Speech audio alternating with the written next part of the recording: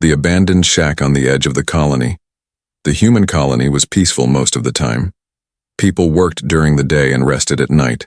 Children played in the fields. Robots moved through the roads. But there was one place no one went. At the far edge of the colony, past the broken fence and near the wild trees, stood an old wooden shack. Its roof was cracked, the windows were broken, and vines had taken over the walls. Everyone called it the cursed place. People whispered about it in fear. They say something lives there, one trader told another. An alien widow and her child, said a farmer, shaking his head. They're cursed. Anyone who goes near them, something bad happens. So no one dared to go. But one man, Evan, a mechanic, was different. He didn't believe in curses. He believed in broken things being fixed. One evening, while walking home from work, Evan heard something, a soft noise, almost like a cry. It came from near the woods. He paused. The sound was weak, but not human. A child's cry. But strange. Evan slowly followed the sound. It led him toward the old shack. No way, he whispered. That place? He stepped carefully. The grass was tall, the air cold. When he reached the shack, he saw small footprints in the mud, too small for an adult. They led to the door. He knocked gently. No answer. He pushed the door open, just a little. It creaked loudly. Inside it was dark. The smell was old, like dust, wet wood and something else. Something sour. A shape moved in the corner. Hello? Evan said. Is someone there? A small face peeked from behind a box. Large, glowing eyes stared at him. The child's skin was pale blue, thin arms, dirty clothes, scared eyes. Evan didn't move closer. He raised his hand slowly. I'm not here to hurt you, he said softly. Suddenly, a voice came from deeper inside the shack. A weak, raspy voice. Don't come near, please. Evan turned. There, in the shadows, sat a woman. An alien woman. Her body was wrapped in a torn blanket. Her eyes were tired. Her face was beautiful, but full of pain. I'm not here to harm anyone, Evan said. I heard crying. Is your child okay? The woman looked at the child, then back at Evan. You should leave, she said.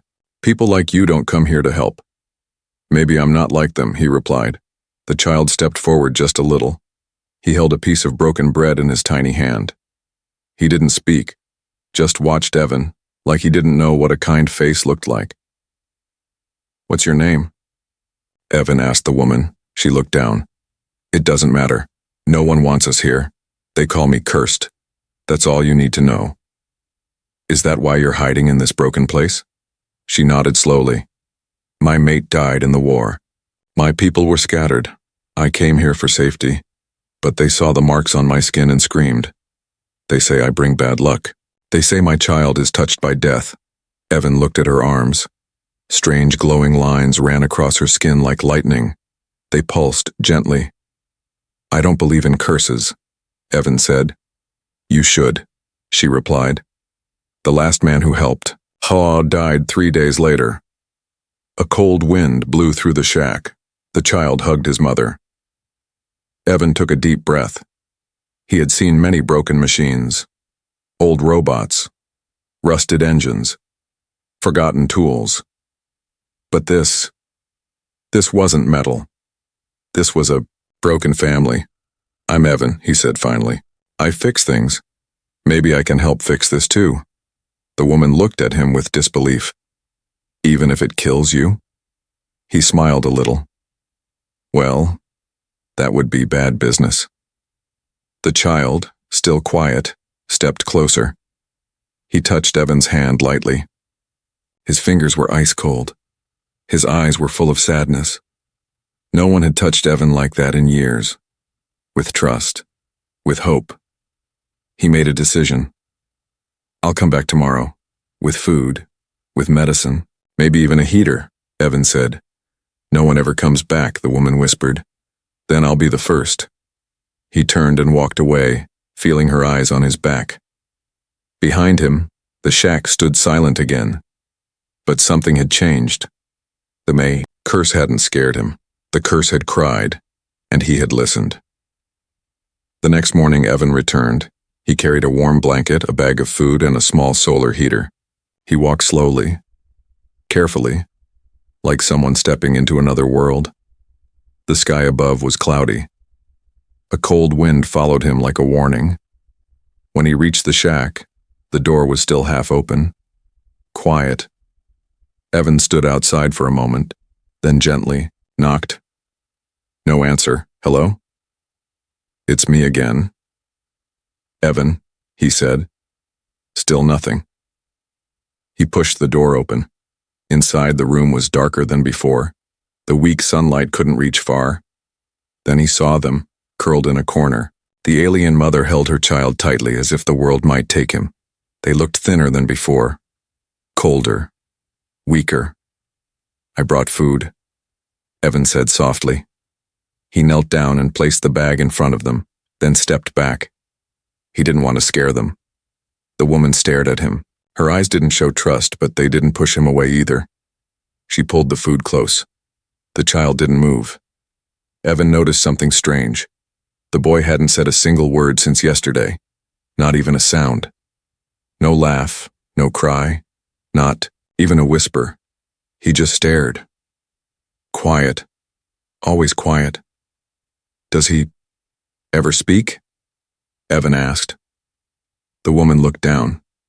He hasn't spoken since the fire, since the soldiers killed his father. Evan's heart tightened. He saw too much, she continued. He was only 3. They burned our home. He was hiding under the floorboards. He didn't scream, didn't cry, just stopped talking. The boy slowly reached into the bag and pulled out a soft fruit. His hands shook. He bit into it slowly, eyes still on Evan. Evan watched him for a moment. Then he reached into his own coat pocket and pulled out a small wooden toy, a bird he had carved years ago. He placed it on the ground and gave it a gentle push. It rolled forward. The boy blinked. He reached out and touched it. His fingers explored it, slow and curious. A quiet gasp escaped his lips, but no words. Evan smiled. He likes it, he said. The mother nodded. He hasn't looked at anything like that in a long time. Evan sat cross-legged on the floor. He pulled out the small heater and turned it on. A gentle red glow filled the room. Warm air began to rise. The woman closed her eyes for a moment. It's been so long since I felt warmth. Evan looked at her. What's your name? Your real name? She hesitated. Jira. He repeated it quietly. Jira, that's a beautiful name. She opened her eyes. You still want to help? Even though you know who we are? I know enough, Evan replied. I know your child is silent because of pain, not evil. I know you've been judged for something you can't control, and I know you need help. Jira looked down at the glowing marks on her arms. These symbols. My people used to call them blessings. But after the war, everyone feared them. They said they bring misfortune. Death follows us. That's why no one wants us. Then maybe it's time. Someone stops running, Evan said. You don't have to hide forever. Jira laughed softly, but it wasn't happy. Humans fear what they don't understand. Not all of us, Evan replied. Just then the boy stood up. He walked slowly to Evan, holding the wooden bird. Then he sat beside him. He didn't speak, but his actions were clear. He trusted him. Jira watched in silence. A single tear rolled down her cheek. He's never done that before, she whispered. Evan didn't move. He simply sat, letting the moment stay. The boy leaned against him, small and fragile. Evan looked down. What's his name? Lyric, she said. I named him after a song I heard once, before the war. Lyric, Evan said. He's going to speak again one day. I believe that. Shira wiped her face. Why are you doing this? Evan looked around the broken shack, the cracked walls, the lonely air. Because no one else is. The silence grew warm, not from the heater, but from something deeper. For the first time in a long time, Hope sat quietly in that shack, and though Lyric didn't speak, he smiled. Days passed. Every morning, Evan returned to the shack with supplies, food, blankets, even books. Slowly, the old shack began to change. The broken windows were covered. The roof stopped leaking. The air didn't feel so cold anymore. Jira still didn't trust easily. Her eyes followed Evan like a hawk, always watching, always waiting for him to change his mind. But Lyric began to smile. He still didn't speak, but he played with the wooden bird. He held Evan's hand when they walked outside. Sometimes he even laughed, a soft, breathy sound like wind through leaves. The villagers noticed. They saw Evan visiting the shack. They saw the smoke from a warm fire rising. And soon, the whispers began again. He's helping the cursed. Widow, something bad will happen to him too. They bring misfortune, just wait. Evan heard it all, but he didn't stop. One evening, while Zira helped Lyric sleep, Evan sat beside the fire and asked her softly, "Do you believe it? That you're really cursed?" She looked into the flames. Her glowing marks shimmered like gold veins under her skin. "My people believed we were born blessed. These marks," she raised her arm, "appear only on those born with the gift. We could sense danger, heal pain, feel the thoughts of others." "Sounds like a blessing to me," Evan said. But after the war, Zira continued, everything changed. The enemy feared the gift. They started killing us first. Then came the lies. They said we brought death. And soon, everyone believed it, even those we protected. Her voice cracked. "I lost everything, my home, my family, my name, and now my child can't speak, he's too afraid." Evan looked at her gently. "You didn't bring death, Zira. War did. Fear did." She laughed bitterly. "Try telling that to the people outside. They watch us. They whisper behind my back. If Lyric falls, they'll say it's the curse. If you get sick, they'll blame me." Suddenly, a knock echoed from the door. They both froze. Shira stood up quickly, pulling a cloth over her arms to hide her glowing skin. Evan moved toward the door and opened it slightly. A man from the colony stood there, one of the older guards. His face was cold. "You've been spending time with them," he said to Evan. "That's dangerous." Evan didn't answer. The guard continued. "Bad things always happen near her. You know the stories. 2 men went missing last year after helping her. She's cursed, Evan." Evan stayed calm. "Maybe they went missing because no one else helped them." "You don't get it," the guard snapped. "She's not one of us. Her kind is broken, twisted. That child is marked too. He's just like her." A small figure appeared behind Evan. Lyric. He stood silently, holding the wooden bird. His eyes looked up at the guard. The man stepped back in fear. "He shouldn't be here," the guard shouted. "Keep that thing away from the colony." "His name is Lyric," Evan said firmly. "And he's a child." The guard turned and stormed off, muttering about curses and warnings. Evan closed the door and turned to Zira. She was shaking, but not from fear, from shame. "I told you," she whispered. "I'm poison." Evan stepped forward and gently touched her hand. "You're not poison. You're scared. And people treat fear like a disease." She looked at him with wet eyes. "Why do you care so much?" "Because no one ever cared for me either," he said. "Not when I lost my wife. Not when I buried my son. I know what loneliness feels like." Jira stared at him. For the first time, her eyes softened, not from pain but from understanding. Lyric walked over, lifted his mother's hand, and placed the wooden bird in her palm. It was quiet, but full of meaning. Later that night, Evan sat by the window and watched the stars. He knew more trouble was coming. The people outside wouldn't stay quiet forever. The whispers were turning to anger. And when fear grows, Violence follows. But inside that shack, he felt something stronger than fear. Hope. Jira didn't speak again that night. But when she sat beside Evan, she didn't sit far, and when Lyric slept beside them, his little hand resting on both of theirs, the silence didn't feel broken anymore. They waited for him to stop coming. That's what Zira believed. Most humans, even the kind ones, never stayed long. Some gave bread, a few offered pity, but none stayed once the fear returned. Evan came back anyway, even after the guard's warning, even after the whispers grew louder. Every day, he brought something new. A basket of dried meat, a bottle of clean water, books for Lyric, wood for the fire. Sometimes he brought nothing, just his presence, and that was enough. Jira began to notice things she had forgotten. She smiled without realizing. She laughed once when Lyric tried to wear Evan's oversized coat. She watched Evan fix a broken chair like it was the most important job in the world. One night she finally asked, "Why do you fix everything?" Evan looked up from the cracked table leg he was mending. "Because everything deserves a second chance," he replied.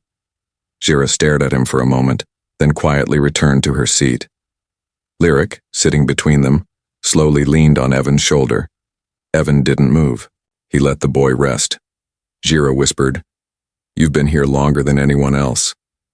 Aren't you afraid the curse will touch you too?" Evan chuckled softly.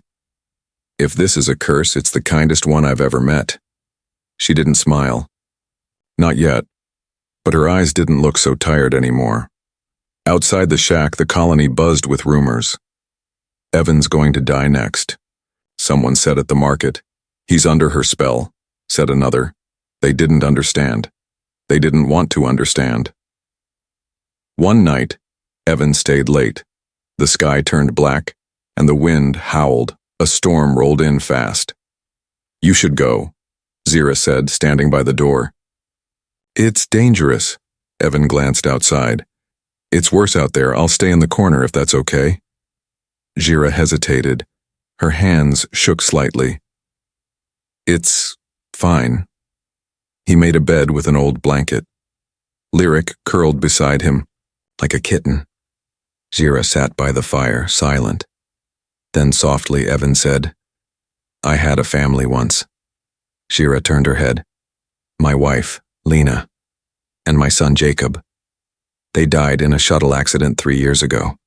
I was supposed to be on that trip too, but I stayed behind for work." His voice trembled. "I blamed myself for everything. I thought maybe I was cursed." Jira's eyes widened.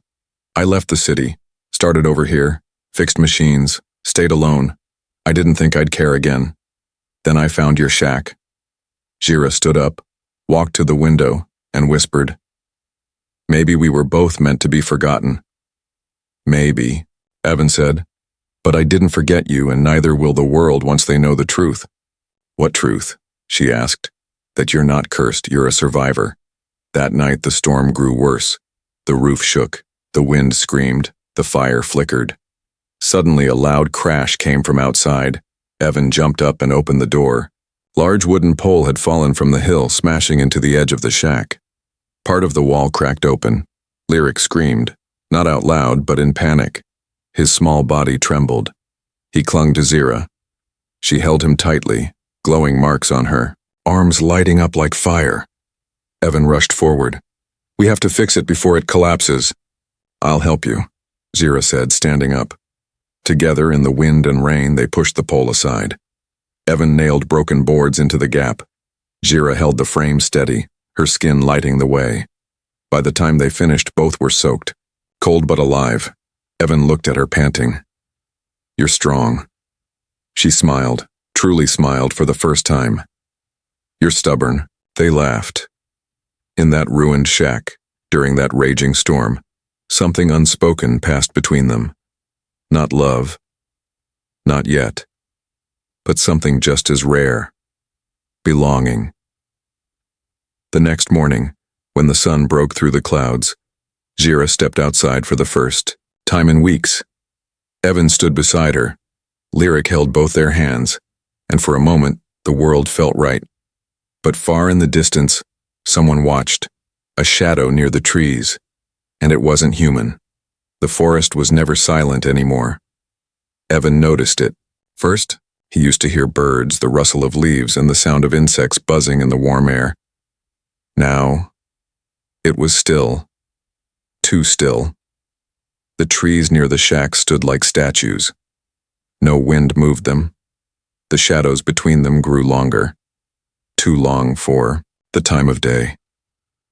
Xeno felt it too. Her skin pulsed at night, the glowing marks warming without reason. She sat up in fear sometimes, looking out the window with wide eyes. "They've found us," she whispered one night. "Who?" Evan asked. She stared into the trees. "Hunters, from the outer rings. They track people like me, those with the gift." Evan's voice turned sharp. "Why?" "To sell us," Xeno said. "Or worse." Evan didn't sleep after that. The next morning, tracks were found around the shack. Deep, heavy footprints, too wide for a human. Lyric saw them first when he went outside to play. He didn't say anything but pointed with a shaking hand. Evan knelt down and touched the ground. The dirt was crushed like something huge had stood there. He looked toward the forest. Nothing, just shadows. That evening, he built a fence. Xeno helped, even though her hands were still sore from the storm. They worked fast. "We need weapons," Evan said. "I don't fight," Xeno replied. "Then I'll fight for you." She stopped hammering. "You can't fight them alone." Looked her in the eye. "Then help me." Xeno looked at Lyric. The boy sat by the fire playing with his wooden bird. His silent world had become peaceful again, and now it was under threat. She nodded. "I'll teach you what I know." For the first time, Xeno showed Evan how her gift worked. At night, she sat cross-legged on the floor and placed her hands on a bowl of water. Her skin began to glow, soft golden light tracing down her arms. The water moved. It rose gently, shaped like a flower, before dropping again. "My gift is not for hurting," she said. "It's for feeling, for guiding. But if I focus, I can sense fear. I can feel anger." "Can you sense them?" Evan asked. "Yes," she whispered. "They're close, and they're getting closer." That night, Evan placed traps around the shack, wires, alarms, even firestones that would light if stepped on. He had once been a mechanic. Now he was a protector. Xeno stood at the window with Lyric in her arms. "I ran for years," she said quietly. "But maybe, this time, I stay." "You're not alone now," Evan replied. The first attack came at midnight, a soft click. Then another. The alarms tripped. A firestone burst into light near the edge of the woods. Evan grabbed his old blaster and rushed out. He saw something move, tall, heavy, fast. It vanished into the trees before he could shoot. Xeno stayed inside with Lyric, holding him close. Her skin glowed brighter now, reacting to the danger outside. When Evan returned, he was shaking. "They're testing us," he said. "Watching, looking for a weak spot." "We have none," Xeno said, standing tall. "Not anymore." The next morning, a gift was left at the shack door. A skull. Cracked. Burnt. A message. "They want to scare you," Xeno said, looking down at it. "It means they know we're not afraid." Evan picked it up and threw it into the fire. "They'll learn something else too," he said. "What?" "That a cursed widow and a silent child are not alone anymore." Xeno's eyes softened. "And that a human who stayed," Evan added, "can be more dangerous than those who ran." That evening, Lyric did something strange. He took Evan's hand and led him to the back wall of the shack. Then he pointed. Evan looked closely, a small crack in the wall, one he hadn't noticed. Behind it was a tunnel, narrow, old. It led deep under the ground. Xeno was shocked. This must have been from the settlers before. Maybe a storage tunnel. Or a hiding place. Evan looked at Lyric. You want us to use it? Lyric nodded. Still no words, but in that nod was a plan. As the sky darkened once more, and the shadows in the forest crept closer, Evan, Zira, and Lyric prepared to disappear.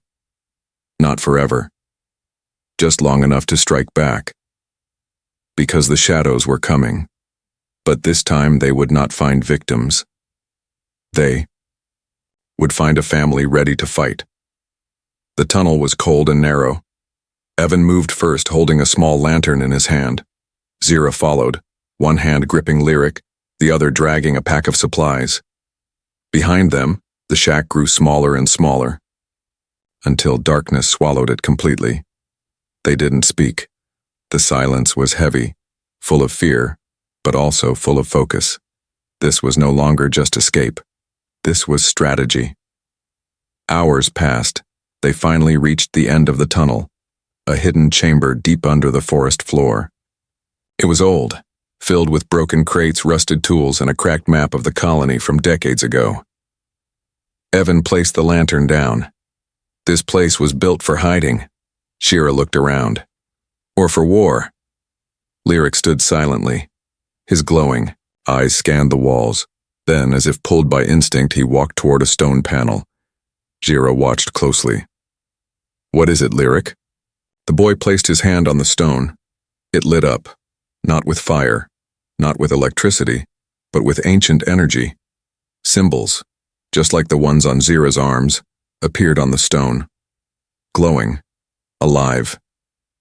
Evan stepped back, stunned. What's happening? Zira couldn't move. This is from my people, she whispered. A sanctuary. A place only we could find. The stone split open. Inside was a sphere, floating, humming. It pulsed in rhythm with Lyric's heartbeat. Zira reached for it slowly. As her hand touched it, her entire body glowed. The room filled with golden light. Wind burst from nowhere. Her marks lit like fire across her arms, neck, and face. Then, she collapsed. Evan rushed forward. Zira! She was breathing, but barely. Her body twitched. Her fingers curled. Her face looked calm. But her skin flickered between gold and white. Lyric knelt beside her and placed both his hands on her chest. The light spread into him. Then, suddenly, he spoke. Don't be afraid, Mama. Evan froze. It was the first time the boy had spoken. Zira's eyes opened slowly. She gasped. Lyric. Tears filled her eyes. Your voice. He smiled. You needed it more than I did. Evan looked at the sphere, then back at them. What is this? Zira sat up slowly, touching the boy's cheek. This is not a curse. This is the gift. Awakened. Lyric has it too, stronger than I've ever seen. The stories, Evan said. All those people who feared you, they didn't understand this. Stand. They called it a curse, Zira said, because power in gentle hands always scares cruel people. Suddenly the tunnel shook. A sound echoed. Footsteps. Heavy. Fast. They found the shack, Evan said. It won't take them long to find this tunnel. Zira stood. She didn't look tired anymore. She looked powerful. We won't run anymore, she said. Evan nodded.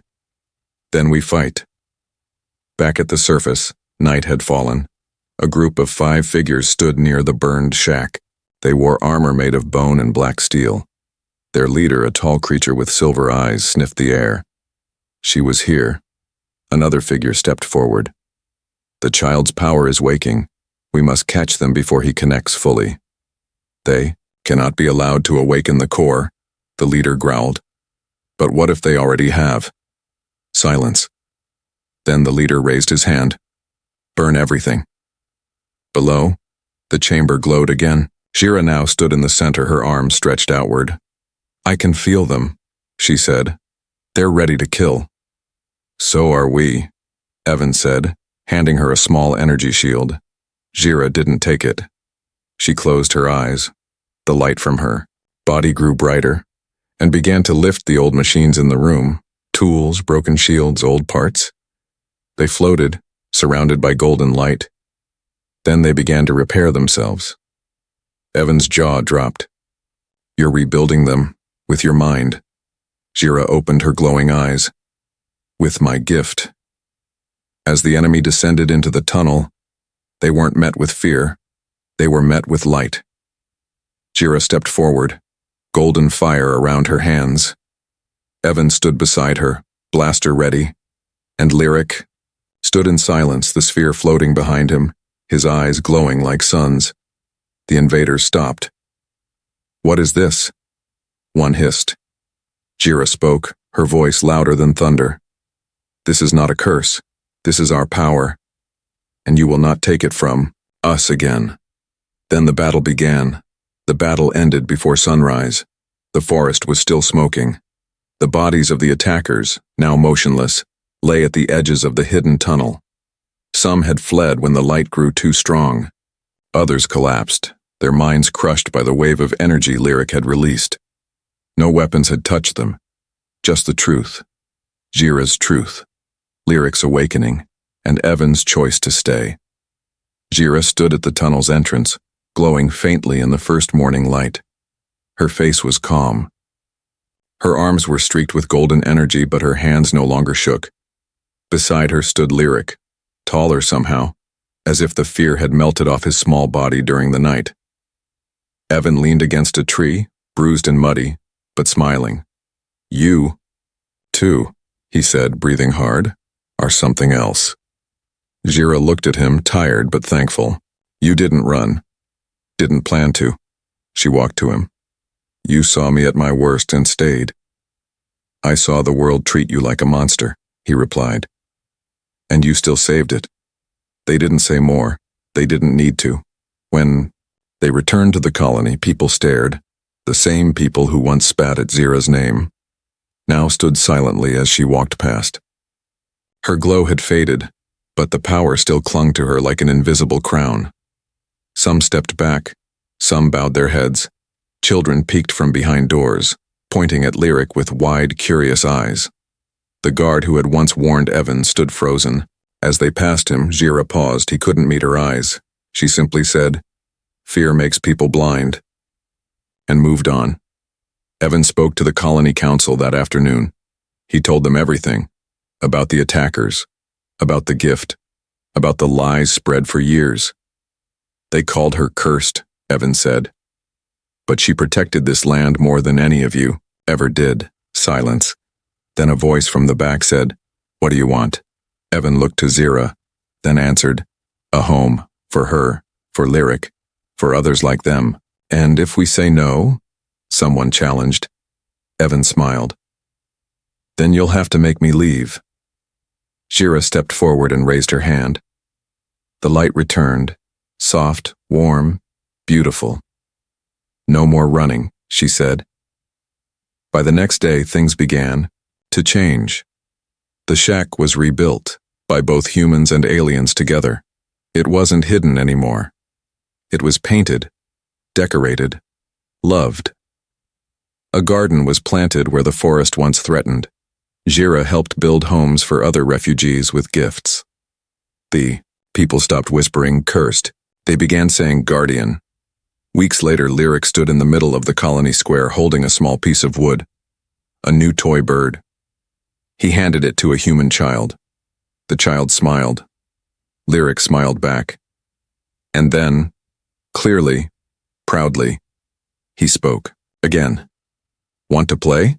Children ran to him. His voice was no longer silent. That evening, as the sun dipped low, Evan and Jira sat on the new porch of their rebuilt home. He handed her a wooden carving. It was her. Holding Lyric, Jira touched it gently. "Is this what we look like now?" "No," Evan said with a soft grin. "It's what you always looked like to me." Jira looked at the stars. "My people once gave us new names when we began again. Do you want one?" Evan asked. She turned to him. "No, I already have one now. I just didn't know what it meant." Evan raised a brow. What does it mean? Shira smiled, her golden eyes soft and full. Home. The human who didn't leave, the widow who wasn't cursed, and the silent child who became a voice for peace. They weren't forgotten anymore. They were family, and the world would never call them cursed again.